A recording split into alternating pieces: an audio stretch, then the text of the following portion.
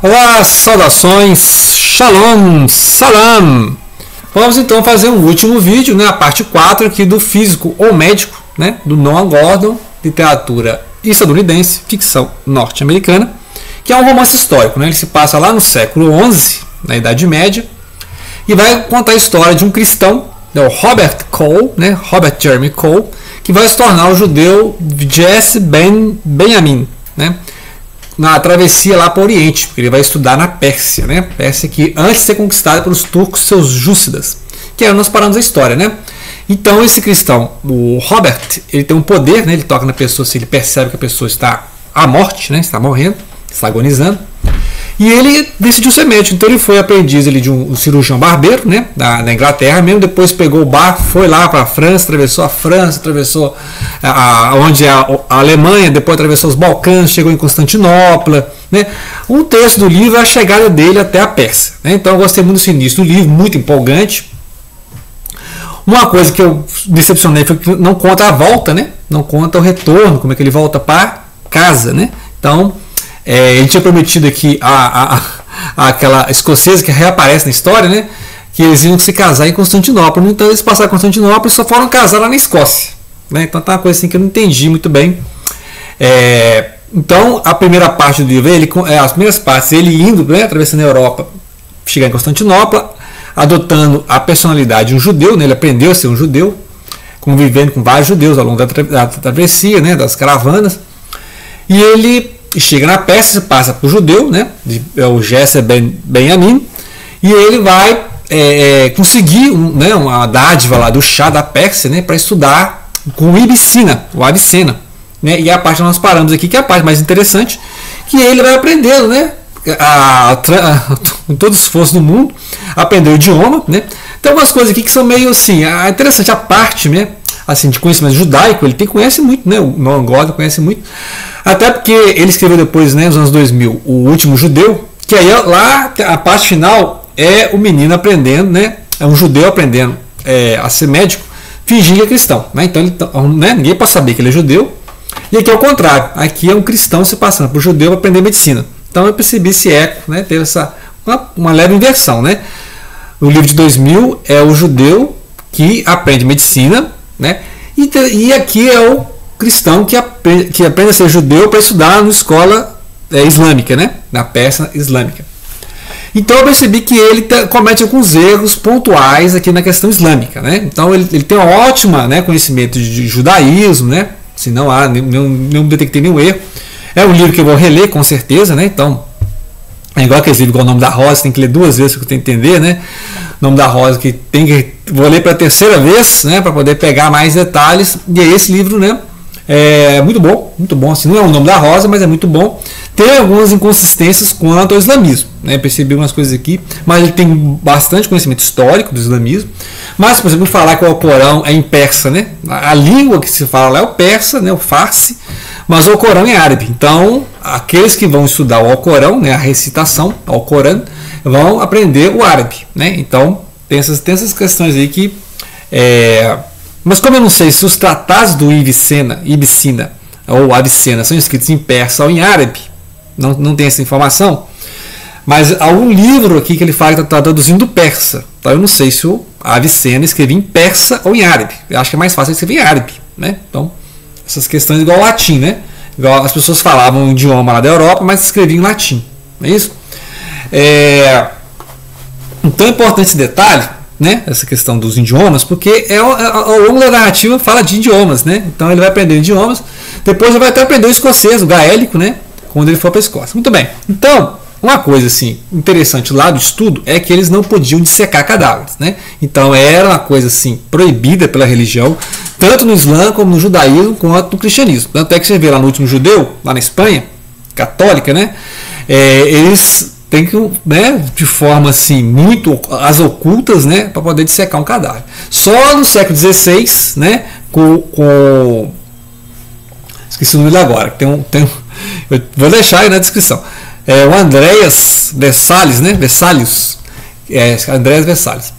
ele vai começar a fazer então dissecações, né, para poder ver como é a forma dos órgãos, etc. Aqui na Idade Média, lá na Pérsia, eles abriam os porcos, né, os animais, para ver as vísceras, né? E só que eles não tinham a compreensão que a gente tem hoje do corpo humano, né? Então, por exemplo, tinha uma doença lá no abdômen, que é hoje a apendicite, né? Coisa muito simples, apendicite é uma inflamação do apêndice, né, no intestino grosso aqui. E aí eles não tinham nem como remover, não sabia ninguém que era, né? Então é um interessante detalhe médico aí. E muitas coisas que o Avicena escrevia estavam erradas. E ele constatava na prática que nem sempre a autoridade é perfeita, né? Então aquele negócio, vamos seguir a autoridade. Muita coisa que o Avicena falava e escrevia, né, em relação ao tamanho das vísceras, né, funcionamento, estava errado, né? Então interessante isso aqui. Mas não tinha dissecação naquela época, né? Não podia fazer. Ele fazia as ocultas, tanto é que ele fez desenhos dessas dissecações. E quando ele voltou para Londres, ele tentou mostrar para algumas pessoas, falar sobre isso, mas ninguém acreditou. E ele teve que correr de Londres, né? Porque a comunidade médica lá, que não tinha 1% do conhecimento dele, não entenderam nada, né? Não entenderam nada, e ele ficou assim, aquele novato que não sabia se adaptar com o meio, né? É uma parte meio de intriga e conspiração aqui que eu não entendi, porque eu achei que ele voltaria para Londres e seria médico, mas não deu certo, né? E aí uma coisa que eu ressenti aqui é de não ter contado mais sobre as histórias lá da Pérsia, né? Apesar que ele, no filme, por exemplo, eles dão uma acelerada, né? Como se fossem os turcos seljúcidas atacando a capital da Pérsia. Na verdade, são os afegãos, né? Os afegãos do Afeganistão hoje em dia, eles vão atacar, né? E depois, com a Pérsia enfraquecida, é que os turcos seljúcidas, apoiados pelas castas sacerdotais, né, do Islã, vão atacar, né? Então aí, porque o rei da Pérsia é aquele cara festivo, beberrão, né, fanfarrão, mulherengo e tal, e ele não aceitava muito aquele fanatismo, né, dos mulás na história. Então ele permitia as populações judaicas lá, né, permitia os estudantes judeus, né. Então eu percebi isso. Só que a crítica que ele faz aqui ao fanatismo, que esses fanáticos, esses turcos seljúcidas, que vão adotar a cultura persa, né? Depois vão adotar a cultura persa, e depois vão expandir para Anatólia, Turquia, né? Chegar até Constantinopla, mas vai ser outra dinastia, que serão os turcos otomanos, né? Os turcos otomanos vão tomar Constantinopla lá no século XV, e aí depois vão formar o Império Otomano, né? Para nós estamos estudando a literatura turca, né? Orhan Pamuk vai contar disso, né? O final, só que o Pamuk conta o final do Império Otomano, né? Istambul, etc. E aqui a gente vê antes de ter o Império Otomano, né? Que eram dos turcos seljúcidas, né? Que vão adotar a cultura persa. Mas ele não fala muito da Pérsia. Ele fala, por exemplo, em momentos que a Pérsia fazia incursões para pegar, para perseguir e capturar elefantes lá na Índia, né? Então mostra a expansão do budismo na Índia naquela época. Não tinha aquela renovação hinduísta que teria depois, né? Ainda, o budismo ainda era forte, né, nesse início nesse século XI. Então mostra lá as fronteiras da Índia é onde é o Paquistão, né? Então as fronteiras da Índia é onde é o Paquistão que é separado porque foi depois pela expansão do Islã, né? Então o Paquistão é a Índia islâmica, por isso que separou, né? Então as fronteiras que ele fala da Índia aqui são as fronteiras, né? Cidades que eu vi aqui, você pega o mapinha e você vê que é o Paquistão. Então os limites da Pérsia era ali onde é o Afeganistão, né? Tanto que no Afeganistão falam Farsi, né? Que é a língua persa. E a religião, né, dos afegãos e dos paquistaneses é o islamismo. Muito bem, então ele fala pouco, né? Mostra cenas de guerra, né?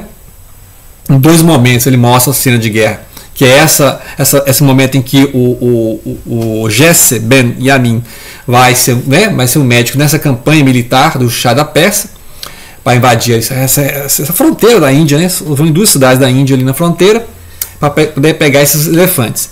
E depois, quando, né, traído pelos mulás, né, pelos sacerdotes islâmicos aqui, o Shah da Pérsia tem que defender-se deles e ao mesmo tempo atacar os afegãos, né, que também tem uma mudança de dinastia lá, e aí, né, de rei, né, e aí o próximo rei quer invadir a Pérsia.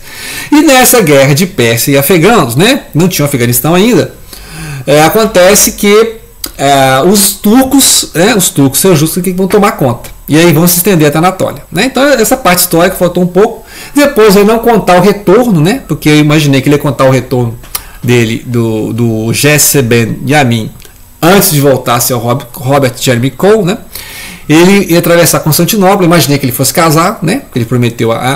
Outra coisa aqui que eu não entendi foi o fato de a caravana, né, ter chegado até o interior da Pérsia, sendo que lá no início do livro fala que a caravana chegaria só até Anatólia, né? Então eu imaginei que ele reencontraria a escocesa, né, a Mary. Eu achei que ele encontraria ela ao voltar para Constantinopla. Então ele vai chegar em Constantinopla, a caravana deve estar naquela região, né? Mas não, a caravana por algum motivo, né, chegou à fronteira da Pérsia. E ele foi lá e encontrou a mulher, né? O escocês, né, morreu e ele casou então com a Mary. Tiveram alguns filhos, né? Em contratempos, né? Ela não aprendeu a falar o persa, fez amizade com os judeus, porque lá ele era um judeu. Ela continuou sendo cristã, né? Então as coisas assim meio complicadas, né, da história que né, eu não faria assim se escrevesse o livro, né? Eu faria assim, vai reencontrar a Mary em algum momento. Igual lá no final também, de ir para Londres, não se enturmando em Londres, sendo perseguido lá, né? Reencontrar o irmão é um sacerdote, é um padre, e aí ele sofre a mesma coisa, né, que ele sofreu naquela perseguição. Ele percebeu lá que o fanatismo, né, o fanatismo que tem no Oriente também tem na Inglaterra, né? Então os padres não aceitavam, né? E aí ele era acusado de ser judeu, né? Você é judeu, porque a medicina dele é muito mais avançada que a medicina daqueles cirurgiões barbeiros, né? Que onde é que você estudou? Ele falou, eu estudei lá na França. Estudei lá na França. E ele não foi aceito em Londres, né? O pessoal não aceitou, né? Assim, o nível, eles ficaram até com inveja dele lá. E aí acabou, né, indo para a Escócia mesmo, né? Então, no final da história, ele indo para a Escócia e ajudando lá os pastores, né? O povo nômade lá, né? Os pastores, nômade não, o povo que mexe, né? Parece aqui que a preocupação deles é mais pastorear os rebanhos, né, da família aqui da Mary, que é os Cullen, né? Os Cullens. E aí, depois a história vai continuar, porque vai ter a trilogia, né? Que vai ser depois, em 92, ele vai lançar o Xamã, que aí já vai jogar a história dos descendentes dessa família, porque aqui no final da história o menino também, o filho dele também tem esse poder de tocar e perceber a morte, né? Então ele vai escrever em 92 o Xamã, ou seja, 6 anos depois, vai continuar a história lá nos Estados Unidos do século XIX, né? Que aí vai ter uma tribo indígena, ele ainda está na lista, e aí vai ter a escolha da doutora Cole, né? Que vai ser Matter of Choice, e aí em 95 que vai ser os Estados Unidos do século XX, que aí a doutora vai, né, ela vai seguir a tradição da família e, né, tentar ser uma mulher médica nos Estados Unidos, né, no século XX. Né. Depois ele vai escrever O Último Judeu, que a gente já leu, já está aí no canal, que vai contar então a história da Inquisição Espanhola. Né, interessante. E aí o Rabino, né, meio da lista, o Rabino escreveu antes, nos anos 60, né, 65. Então ele conhece muito. A questão judaica, né, irrepreensível, ele conhece muito. Só senti falta dele aprofundar a questão islâmica. Né, e a gente leu bastante sobre a questão islâmica. Eu percebo que os americanos não gostam de estudar história islâmica assim. E aí, por consequência, também o Brasil também não tem história islâmica. Ainda bem que tem um ótimo canal chamado História Islâmica, que eu vou deixar na descrição, para quem quer conhecer a história do Islã. E o Avicena, por exemplo, que é sensacional. Vou me aprofundar mais em filosofia islâmica, né? Então tá assim, tem uma lista de leitura de filosofia islâmica. Vamos ler autores islâmicos, com certeza, né? Porque o que eu senti falta aqui foi de falar mais do Islã, né? Então a coisa que ele falou do Islã aqui é uma coisa assim muito, né? Ele aprofunda mais o judaísmo, né? Com certeza, né? O Rabino fala sobre o judaísmo, o Último Judeu fala sobre o judaísmo e esse tem um personagem que é um cristão que se passa por judeu, né? Mas não desenvolveu a questão da cultura islâmica mesmo, né, de falar mais do Islã, a relação que os persas, né, não são árabes, não são turcos. Tem um pouco disso de diferenciar essas etnias, né, comparar a Pérsia com Bagdá, que na época era o top, né, a questão dos hospitais, né, na Europa não tinha os hospitais, a não ser na França, alguns lugares ali na Alemanha, onde é a Alemanha, né, e também na Itália, tinha essa questão de os médicos passarem conhecimento para outros médicos, né, uma residência médica no hospital cuidando dos doentes. Então não tinha isso, né? Lá em Londres, cada médico por sua conta, sua clientela, geralmente os nobres e os pobres ficavam com cirurgiões barbeiros, né? Igual o Barber, que ensinou a ele, né, a fazer cirurgias, amputações, né? Então eu acho interessante, não é um livro assim, nota 10, mas é um livro muito bom, né? E merece ser lido e relido. Vamos dar uma nota 7, 8 para ele, né? O 7, 8 está de bom tamanho, né? Não é uma nota 10 igual o Nome da Rosa, né? Que aí, mas é muito bom, assim, né? A mesma nota que eu dou para Pilares da Terra, do Ken Follett, né? que é um livro que eu vou reler também, quem sabe ano que vem.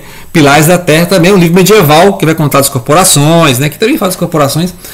Beleza? Então muita coisa, né? Esse aqui é um resumo do que eu achei do livro, né? E com certeza ano que vem eu vou reler o físico ou o médico, né? Daqui do Não Agora. Obrigado pela atenção. Não deixem de compartilhar.